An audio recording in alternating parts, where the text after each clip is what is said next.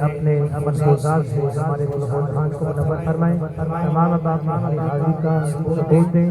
بلند آواز سے نعرہ لگیں. نعرہ بھی ہو جائے, استقبال بھی ہو جائے. نعرہ تکبیر, چلے پیغی ہو اونچی آواز میں نعرہ تکبیر, نعرہ رسالت, نعرہ رسالت, نعرہ حیدری, نعرہ تحقیق, نعرہ غوثیہ, نعرہ حیدر, نعرہ تحقیق, تاجدار ختم نبوت.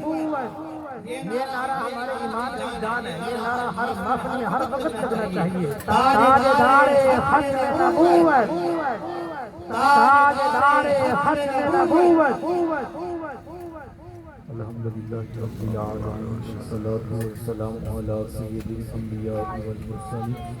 قال اللہ تعالی و تبارک فی القرآن المجید والفرقان الحمید. وقضى ربك الا تعبدوا الا اياه وبالوالدين احسانا. صدق اللہ العظیم. اللہم صل علی سیدنا و مولانا محمد وبارک وسلم. ہم صلاۃ کے بعد عزتوں کی مسند پر جلوہ فراز عالی مرتبت ذی وقار محترم محتشم علماء کرام اور واجب الاحترام ذوی الاحتشام برادران اسلام, السلام علیکم ورحمۃ اللہ وبرکاتہ. بات کے باری تعالیٰ مجھے اور آپ کو درس قرآن مجید کی سعادت مندیاں نصیب ہو رہی ہیں, اور آپ جانتے ہیں کہ آج کی یہ بابرکت نشست محترم محمد عمران صاحب نے اپنی والدہ مرحومہ کے اصال ثواب کے سلسلہ میں انعقاد کیا ہے. اللہ کی بارگاہ میں دعا گو ہوں کہ اللہ تعالیٰ ہماری ماں جی کی بخشش و مغفرت فرمائے اور ان کی زندگی بھر کی نیکیاں قبول فرما کر گناہوں سے درگزر فرماتے ہوئے جنتوں میں اعلیٰ مقام نصیب فرمائے. اس کی ایکو آف کر کی آواز دو بار آئی, ایک ساتھ کی آواز جزاک اللہ. ارشاد فرمایا وَقَضَى رَبُّكَ أَلَّا تَعْبُدُوا إِلَّا إِيَّاهُ وَبِالْوَالِدَيْنِ إِحْسَانًا. اور تیرے رب نے فیصلہ کر دیا کہ اس کے سوا کسی کی عبادت نہیں. سجدہ صرف اللہ کی ذات کو ہے, اور وہی ذات اس بات کا حق رکھتی ہے کہ انسان کی پیشانی اسی کے آگے جھکے. وَبِالْوَالِدَيْنِ إِحْسَانًا, اور والدین کے ساتھ حسن سلوک کرنا. یہ نا آواز ڈیلے کے ساتھ ہے, ایک ساتھ یہ آواز کریں جزاک. ہاں ایک ساتھ یہ آواز کریں جزاک. حقوق والدین کی اہمیت کا اندازہ قرآن مجید کے ان لفظوں سے لگایا جا سکتا ہے. اللہ تعالیٰ نے دو تین بار آ رہی, ایک ساتھ یہ آواز کرتا ہے جی جی جزاک. خود ارشاد فرمایا وَقَضَى رَبُّكَ أَلَّا تَعْبُدُوا إِلَّا إِيَّاهُ, کہ سجدہ صرف اللہ کی ذات کو ہے, اس کے سوا کسی کی عبادت نہیں ہے. وَبِالْوَالِدَيْنِ إِحْسَانًا, اور والدین کے ساتھ حسن سلوک کرنا. حقوق والدین کی اہمیت کا اندازہ قرآن مجید کے ان لفظوں سے لگایا جا سکتا ہے کہ اللہ تعالیٰ نے اپنی عبادت کے فوراً بعد متصل جس بات کا تقاضا کیا وہ والدین کے ساتھ حسن سلوک ہے. اس پر علماء نے گفتگو کی ہے اور کہا کہ انسان کے وجود کے دو سبب ہیں, ایک سبب حقیقی اور ایک سبب ظاہری. سبب حقیقی ذات باری تعالیٰ ہے اور سبب ظاہری والدین ہے. پہلے جز میں سبب حقیقی کے حق کو بیان کیا گیا, تو دوسرے جز میں سبب ظاہری کی طرف توجہ دلائی. ماں باپ کس قدر اہمیت کے حامل ہیں. میرے حضور تشریف فرما کے دور سے ایک بوڑھی خاتون کو اپنی طرف آتے دیکھا۔ آقا کریم علیہ السلام کی نظر پڑی تو میرے حضور اٹھ کھڑے ہوئے، میری ماں پکارتے ہوئے اور دوڑ لگاتے ہوئے ان کے قریب پہنچے، پھر کندھوں سے وہ چادر اتار کر نیچے زمین پر بچھا دی جسے میں اور آپ کائنات کا قیمتی اثاثہ سمجھتے ہیں۔ اپنی والدہ کو اس چادر کے اوپر بٹھایا، باتیں سنی، اور جب وہ بوڑھی خاتون خود اٹھ کر واپس جانے لگی تو کسی نے راوی سے پوچھ لیا یہ آنے والی خوش قسمت خاتون کون تھی کہ محبوب علیہ السلام نے اپنے کندھوں کی چادر ان کے قدموں کے نیچے بچھا دی؟ تو بتانے والے نے بتایا کہ تمہیں نہیں پتا، یہی تو حضور علیہ السلام کی رضائی والدہ حضرت حلیمہ سعدیہ سلام اللہ علیہ۔ سگی ماں تو سگی ماں ہوتی ہے، میرے حضور علیہ السلام نے تو دودھ پلانے والی ماں کو بھی اتنی عزتیں عطا کی۔ ماں باپ کیا ہوتے ہیں یہ زمانے کو میرے محبوب علیہ السلام نے آ کر بتلایا۔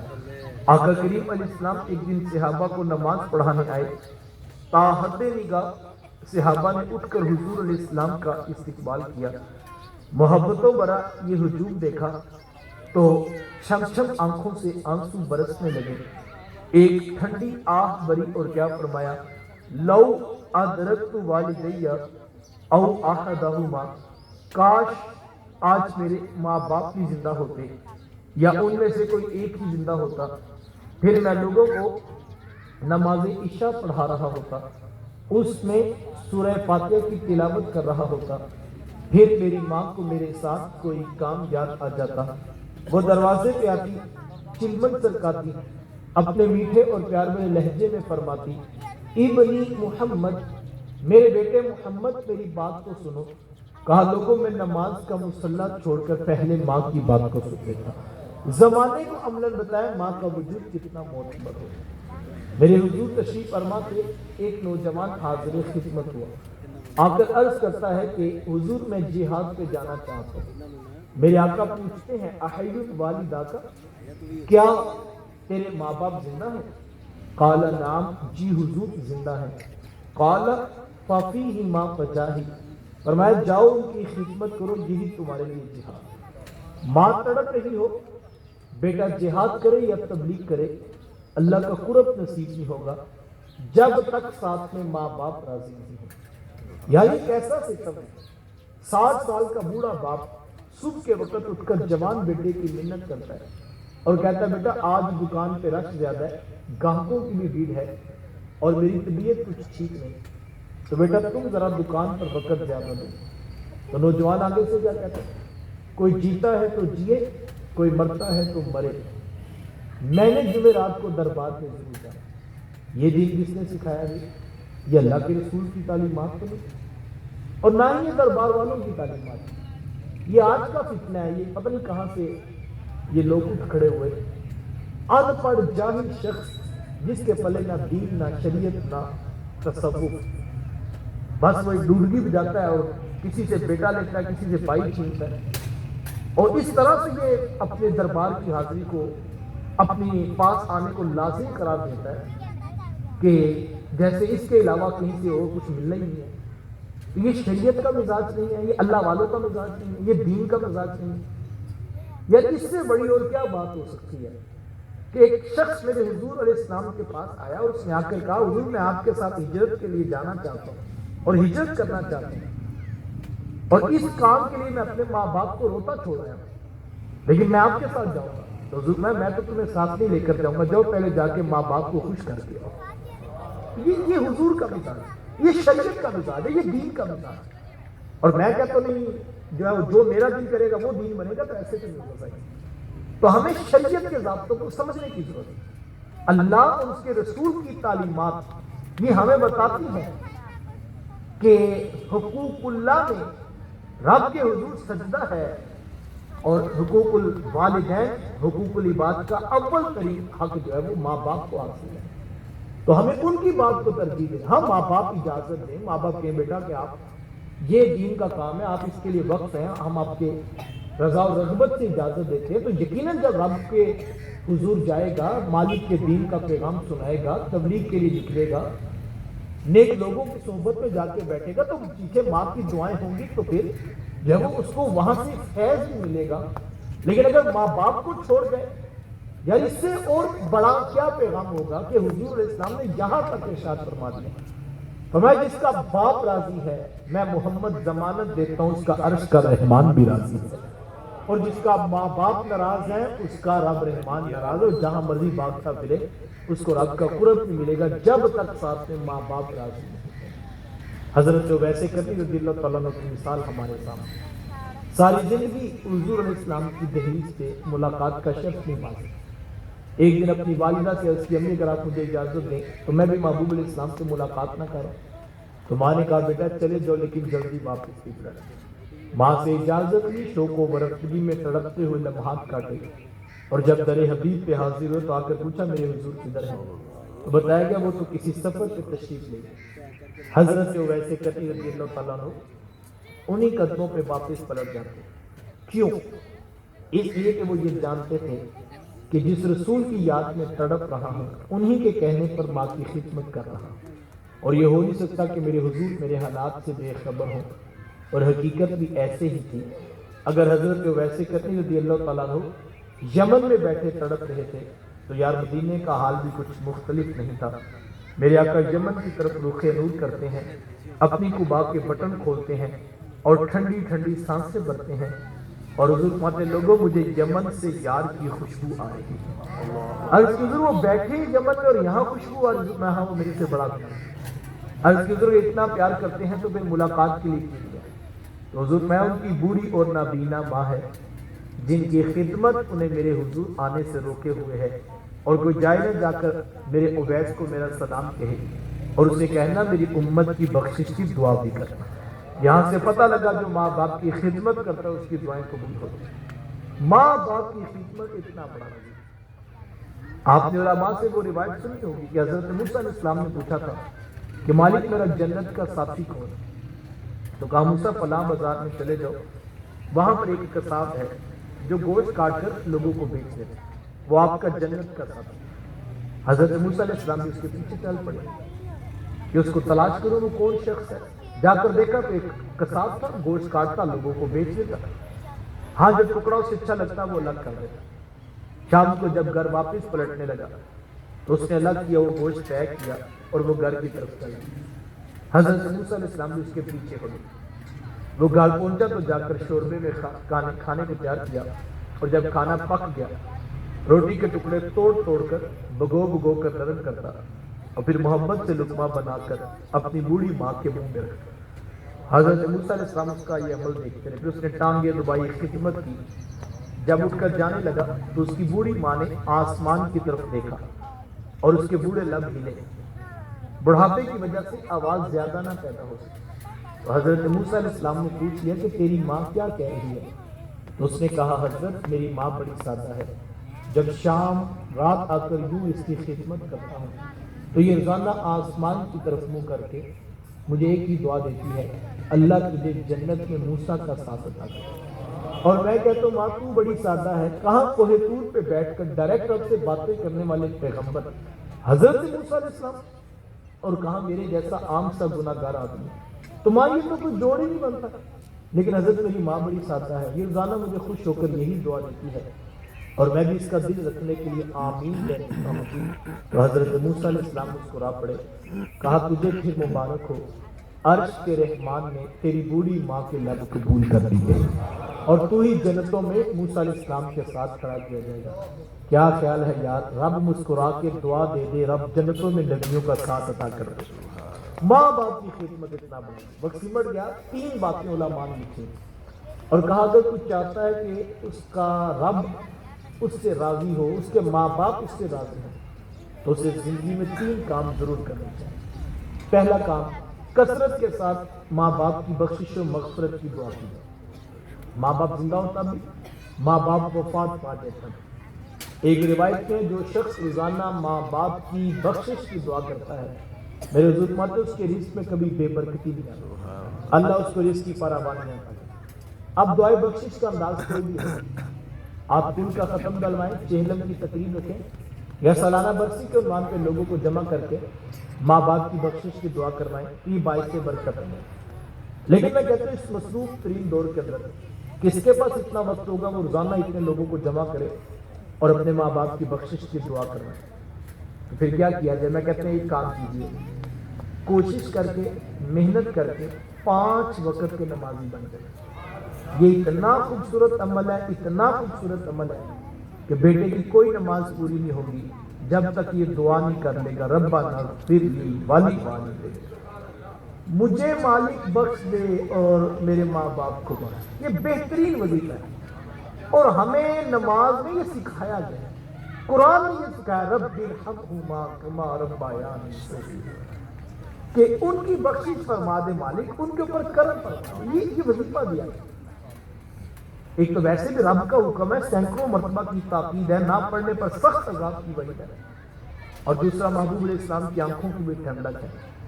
اللہ اکبر، رب کا حکم ادا ہو رہا ہے، محبوب پہ درود پڑھا جا رہا ہے، اور ساتھ ساتھ ہمارے گناہگاروں کا کام بن رہا ہے، ہمارے ماں باپ کی بخشش کی دعائیں چل رہی ہیں۔ کیسا خوبصورت وظیفہ ہے جو قرآن نے، اسلام نے ہمیں دیا، نماز کی صورت۔ لہٰذا انگلی پکڑ کر اپنی اولادوں کو مسلوں پہ کھڑا کریں، اس کے لیے محنت کرنا پڑے گا۔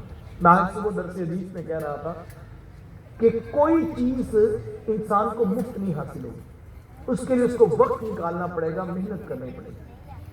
لیکن ہمارے اندر سے یہ تمنا ہی ختم ہو گئی، ہم کسی ادھیڑ بن میں زندگی گزار رہے ہیں تو صبح شام ایک ہی ٹینشن ہے، ان کا فیوچر ٹھیک ہو جائے، ان کا مستقبل ٹھیک ہو جائے، یہ ڈاکٹر بن جائیں، انجینئر بن جائیں، یہ ضرور کریں، کوشش محنت کریں، میں نہیں اس کی نفی کرتا، لیکن یار یہ تمنا بھی تو، آرزو بھی تو دل میں پیدا ہونا چاہیے، مالک کچھ رہے نہ رہے میری اولاد 5 مرتبہ تیری دہلیز پہ جھکنے والی بن جائے۔ یہ بھی تو یقین پیدا ہو کہ میری اولاد مالک کی دہلیز پہ جھکنے والی